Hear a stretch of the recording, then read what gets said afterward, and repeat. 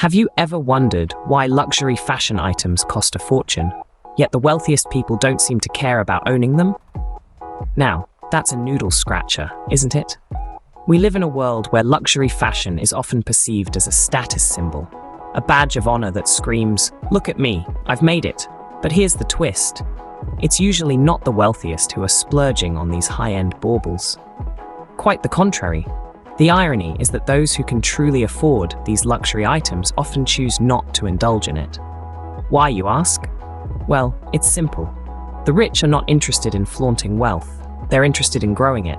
And buying a $2,000 bag that sits in the closet doesn't exactly scream smart investment, does it? Intrigued? Stay tuned to uncover the real secret behind wealth creation. To understand this paradox, we need to grasp the concept of assets. Now you might be thinking, assets? Isn't that some kind of financial jargon? Don't worry, we're not about to dive into a dull economics lecture. Let's keep things simple and relatable. Picture this. You own a house. Not just any house, but a delightful little beachfront property. Now you could live in it and enjoy the views, but instead, you decide to rent it out. Every month, like clockwork, you receive a rent check. This is money going straight into your pocket. This house, my friends, is an asset. It's not just a static item, it's generating income for you. Or let's consider another example. You've got a little side hustle going on, making and selling artisanal candles.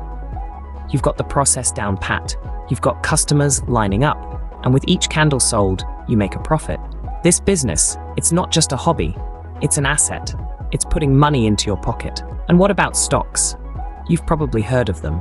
You buy a piece of a company, and if the company does well, they might just share a portion of their profit with you. These payouts are known as dividends. So those stocks, yep, you guessed it, they're assets too.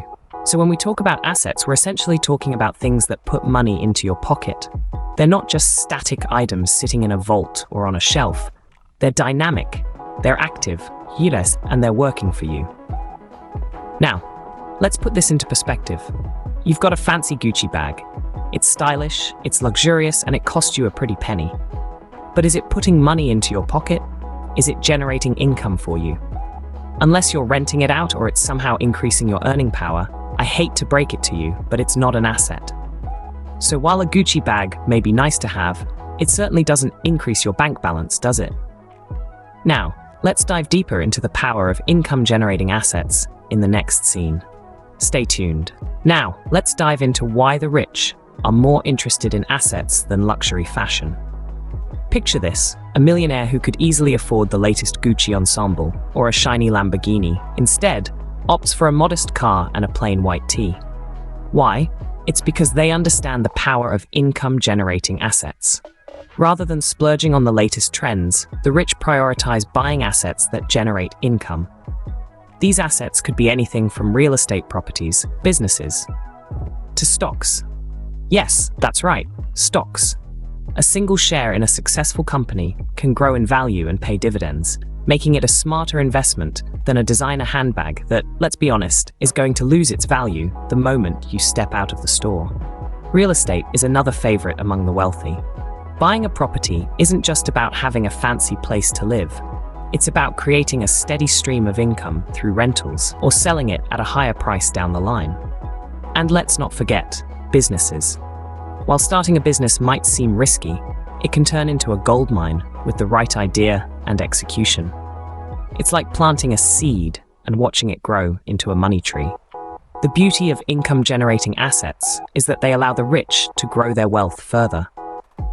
While a Rolex watch may give you status, it's not going to pay your bills or fund your retirement. The wealthy understand this concept all too well. They know that the real value is not in the flashy items that depreciate over time, but in the assets that can provide a return on investment.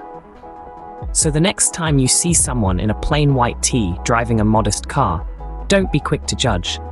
They may just be richer than you think. Because remember, real wealth is not about how much you can spend, but how much you can earn. It's about making your money work for you, not the other way around. And on that note, let's move on to the true value of luxury fashion. Because let's be honest, we all love a good pair of designer shoes. but it's important to understand what they can and can't do for us. So, the next time you see someone in a plain white tee driving a modest car, don't be quick to judge.